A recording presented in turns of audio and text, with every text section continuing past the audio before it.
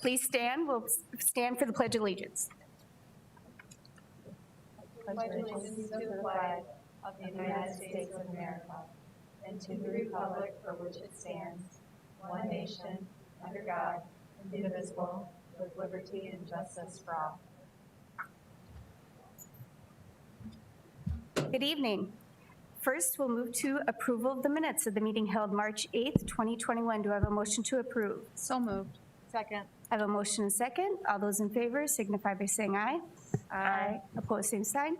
That carries. I should acknowledge that Todd Tolke, board member, is unable to, he's out of town and is unable to attend the meeting. So we are down to 4 this evening.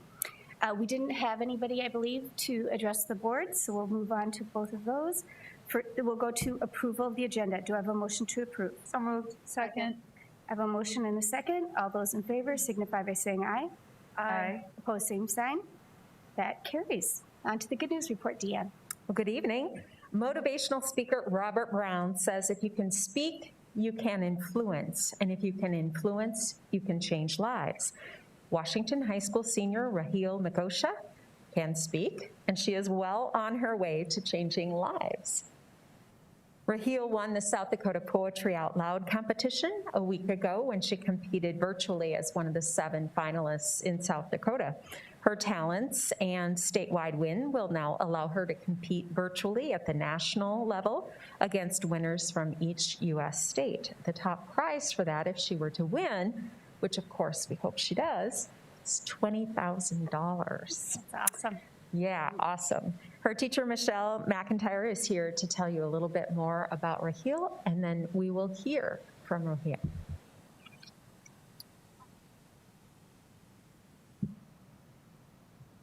Hi, thank you for having us. Raheel Magosha is a senior at Washington High School. I've had the privilege of coaching Raheel over her 4 years of high school on our oral interp squad, and she's just had many successes at that level, as well as with Poetry Out Loud. This year for Poetry Out Loud, she submitted videos of 3 poems that she did extensive research to kind of understand the writers and the intent of the poem, and then she crafted her recitation in a way that impressed those people who chose her to represent South Dakota. So she is here with us today to share a sample of those performances.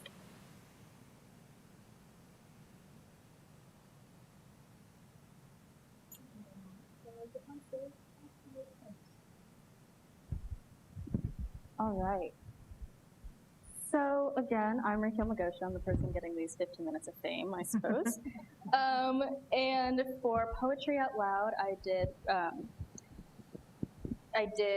3 poems, all of different categories, one of my choosing, one that was pre-20th century, and one that was 25 lines. The poem I'll be performing for you guys today is called I'm Learning to Abandon the World by Linda Paston. I'm learning to abandon the world before it can abandon me.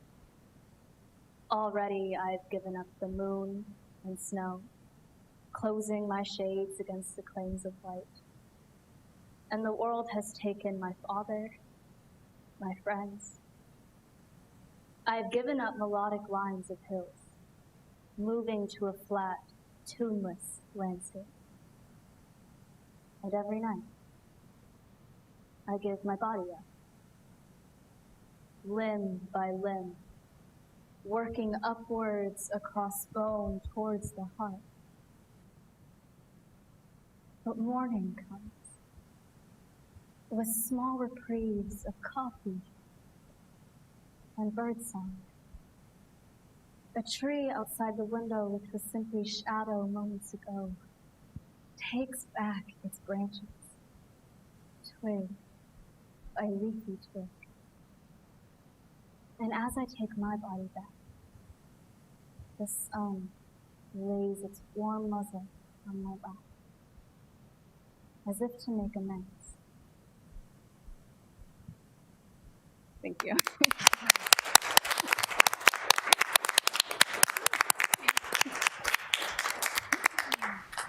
Raheel, thank you so much. That was beautiful, and you're just an inspiration.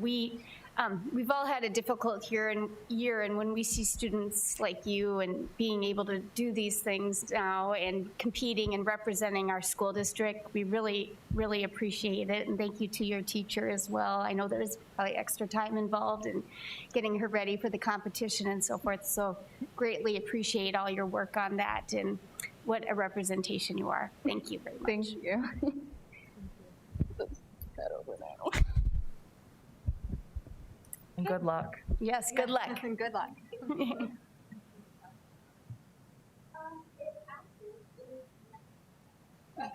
submit my videos every time it's not, and then the competition is May 2nd. So, yeah. May 2nd, okay? Yeah. Best of luck. Thank you. On to conflicts of interest. There were no new conflicts presented, I believe, so we'll move on to approval of the consent agenda, items 9A through H. Do I have a motion to approve? So moved. Second. I have a motion and a second. All those in favor signify by saying aye. Aye. Opposed, same sign. That carries. On to the supplemental consent agenda, item 10A, 1 through 4. Do I have a motion to approve? So moved. Do I have a second? Quick question. Yes. Oh, we're just doing A1 through 4. Yep. Yeah, okay, sorry. Yep, second. Okay, I have a motion and a second. All those in favor signify by saying aye. Aye. Opposed, same sign. That carries with 3 yeses and 1 abstention for Board Member Ryder. On to 10B, 1 through 2. Do I have a motion to approve? So moved. Second. I have a motion and a second. All those in favor signify by saying aye. Aye. Opposed, same sign. That carries with 3 yeses and 1 abstention from Board Member Parker. On to the reports of the superintendent. Dr. Boyce. Good evening. Tonight, I bring you the ELA minor study and review of curriculum to be adopted and implemented in the fall of 2021. The English language arts curriculum follows District Priority Area 1, student outcomes, and that the Sioux Falls District will provide a rigorous, effective, and engaging curriculum and instruction for all students to emphasize growth and reduce the achievement gap. The Sioux Falls District maintains a curriculum review cycle that is in alignment with the development of the adoption of the revised state standards. The English language arts curriculum is aligned with the South Dakota English language arts literacy content standards and approved by the state board, and the last adoption from the state of South Dakota was August of 2018. The ELA minor study began in the fall of 2019 as a K-12 steering committee reviewed the current programming standards and the South Dakota standards and current trends and best practices. The ELA minor study provides an opportunity to determine if the adjustments or changes are needed to the curriculum with a focus on reading interventions. One of the Sioux Falls District's strategic goals is for all students to read at grade level by the end of 3rd grade. For those students not at grade level, the district offers a reading intervention program that includes interventions for elementary, middle, and high school students. The steering committee followed the established K-12 ELA current philosophy and goals as part of that study. And when we look at those language arts curriculum goals for the work, we wanted to make sure our students could demonstrate independence, build strong knowledge, respond to various demands for the audience, the task, the purpose, academic discipline. We wanted to make sure comprehension was there. We wanted for the students to be able to find, evaluate, and use evidence, and then technology and digital media strategically and capably to understand others' perspective and cultures. And so those were our goals as we began that study 2 years ago, and we're finishing that up, and we'll bring forward the recommendations for you, and we'll show you how that aligns with the materials that were purchased and implemented 2 years ago, and just that nice support system. And again, this was really focused on interventions and how do we fill the gaps that weren't there. So we'll look at that elementary, and when we look at the elementary, what we found through visiting with teachers and looking at assessment data, that we were really lacking in phonemic awareness and phonics at all levels, and just really to support those students and fill those gaps. So in the primary grades, junior kindergarten through kindergarten, we're going to look at learning letter names and Haggerty, and I'll explain a little bit more on that. And intermediate grades, it's guided spelling book and book clubs. And for elementary special services, special education, we'll use Haggerty and SIPs. So we have nice alignment there. And you can look at this chart here, and everything in black is what was adopted during that last implementation. So being a reader, being a writer, and making meeting are all part of collaborative literacy. And then we went back and looked at the need in kindergarten and junior kindergarten, because that we didn't have when we did the last adoption. Learning letter names is part of collaborative literacy, and it's a component that we were using informally. And so this just strengthens that piece for our junior kindergarten and kindergarten classrooms. Guided spelling was not it's a part of collaborative literacy, but we were using Words Their Way.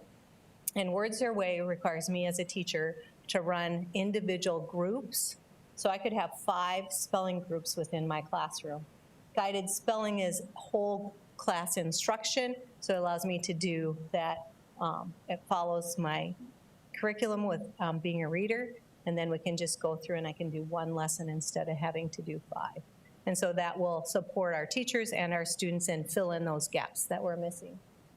The Word Study workbooks is a new purchase, but we were using the digital version of that for 2nd grade, and the teachers were running copies. And so it's wise use of teachers' time and our resources to purchase the workbooks, and the digital copy wasn't as robust as we needed it to be. Haggerty phonemic awareness for junior kindergarten and 1st grade is really 19 lessons, and it's a strong focus right at the beginning of the year to infuse that phonics for those kids right as they get started, and allow us to jump into being a reader right away, because those students need those skills to be able to start in set 1 and being a reader. And we say it's sips on, it's like drinking out of a fire hose. They just infuse it, and that'll give them that strong push. And then book clubs at grades 3, 4, and 5. And those grades, we're saying we need something a little bit stronger, beefier, and book clubs will do that and provide the supports for our students and our staff. And we're going to hold off on implementation with that until January. So all of these things can get started at the beginning of the year, and they will have their PD the first 3 days of school on all of these components, and then the touch points through the year with the district, the director called meetings and the district PD times. And then we have special services and EL. We'll use SIPs and Haggerty too, so there we have that alignment that we're talking the same language, and that's that specialized instruction, so it brings that next piece. And we have the SIPs, it was always there, but there's a specialized instruction component that they will use in the special education classroom that we won't use with the rest of the group. So then that is that extra boost that those students need if they have an IEP. And that's elementary. We move on to middle school.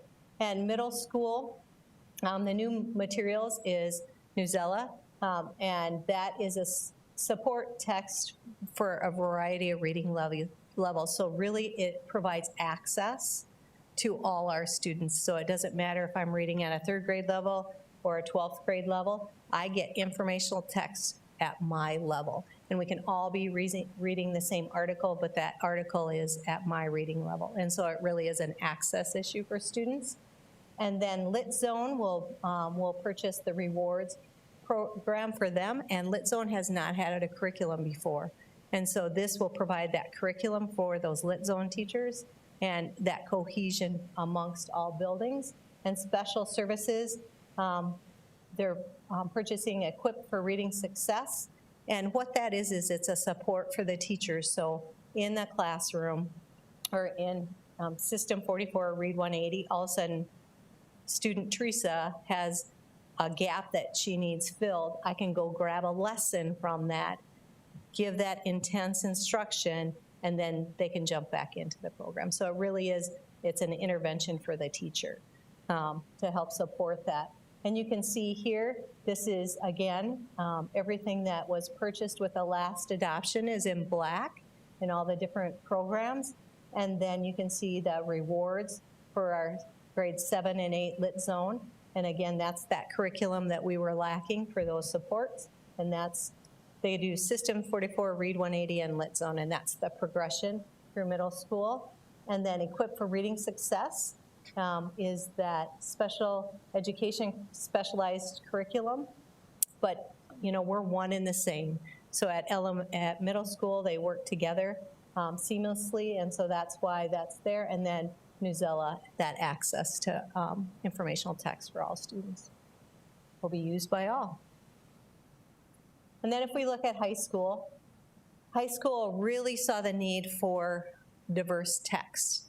So I needed some curriculum, I needed some novels that help students see themselves in that writing and across all areas. And so that's what they were looking at for all students.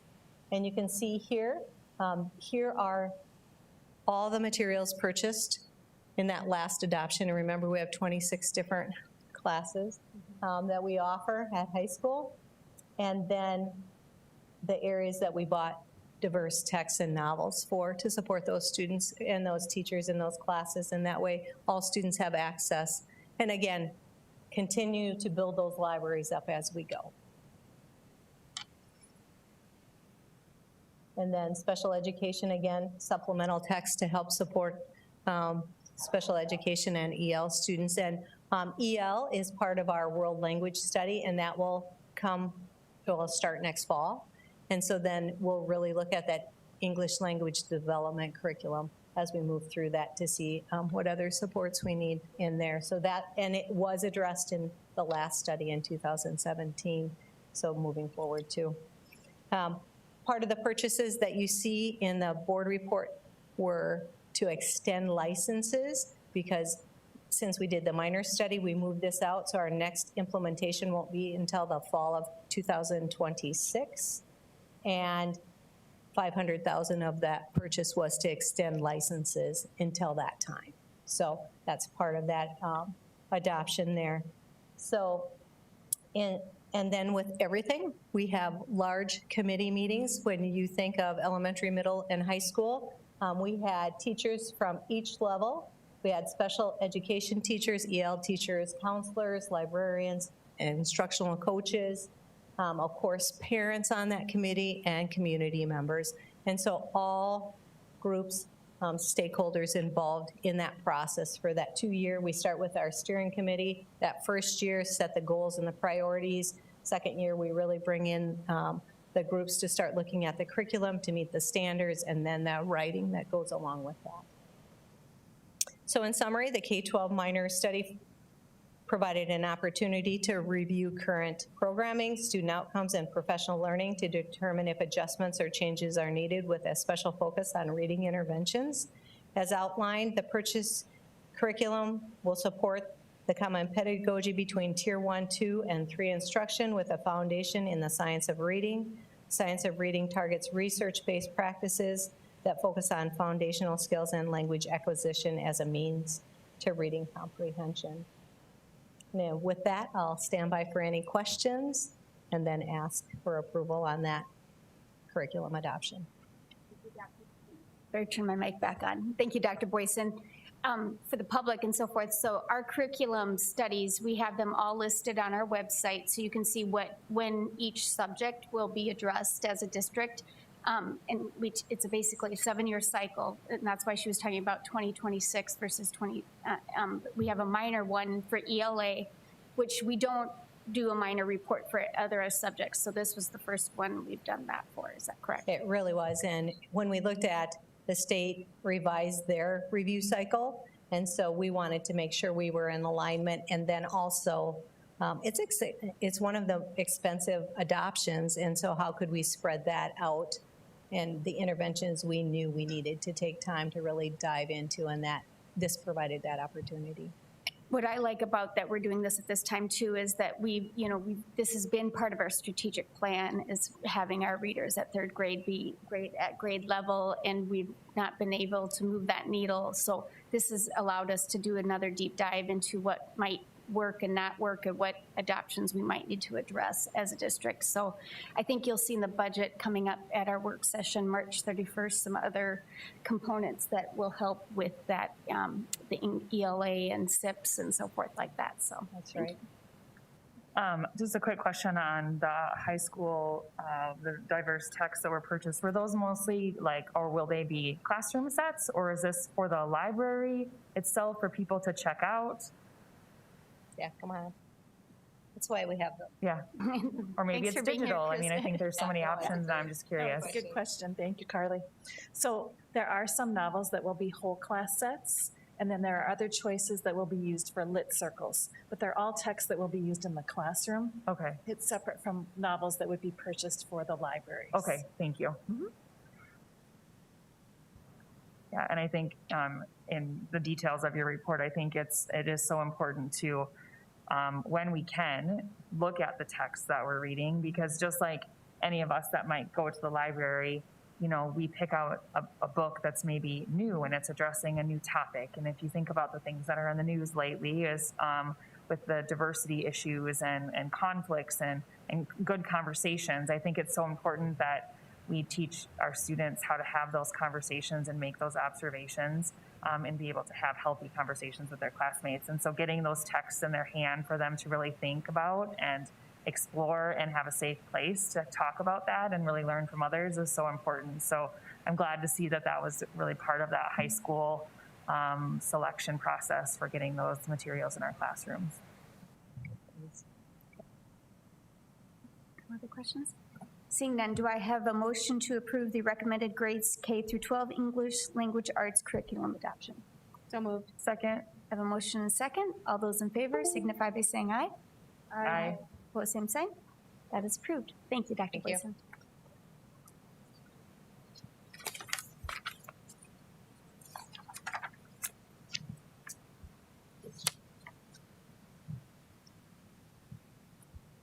Nothing new here, right?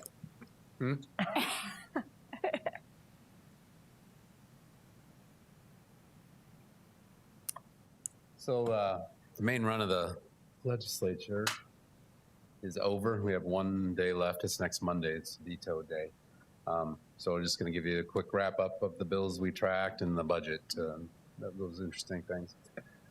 First of all, we always, since the accountabilities of 2017, I'll pass in 2016, but for the fiscal year 2017, we've kind of been tracking what the state budget has done and what we've done as well. So this year, the targeted teacher salary increased 2.4%. State law, the 3% inflation, whichever is less, would have been about 1.5, so that was nice.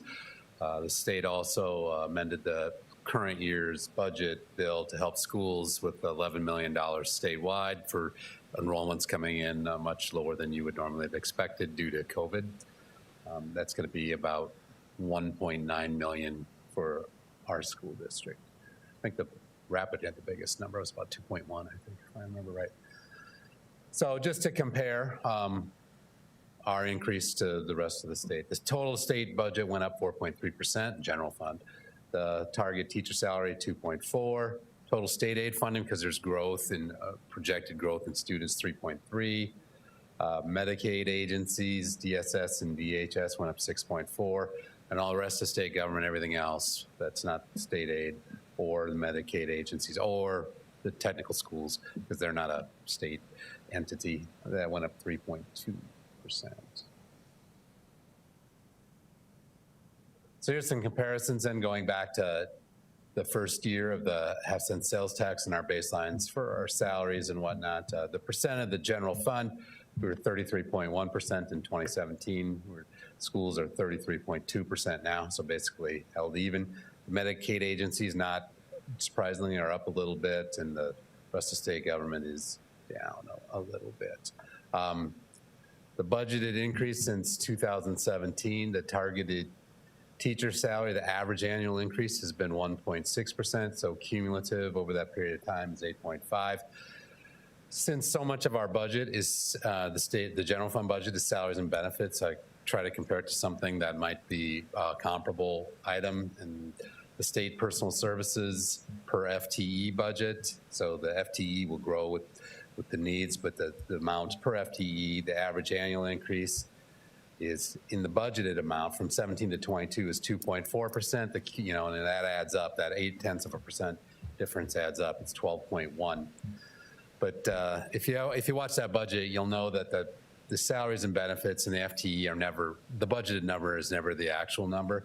So we also watch what the actual has done, so you can get a real look at that. So it lags for 2 years. So that's only a 3-year statistic on there, but that average annual is 3.2. And then if you assume that for the 5-year period, we're measuring everything else against, it's 17. So basically twice the rate of increase as the targeted teacher salary has gone up. And then, of course, we tracked other education-related bills too, and not just the budget bills. We tracked 36, we supported 8, opposed 14, and then others we didn't have a position on or had amended. 8 of them were key bills, 8 of the other ones were key bills. The green, as we do in our document, greens are bills that didn't make it through. The blue bills are the 2 that passed.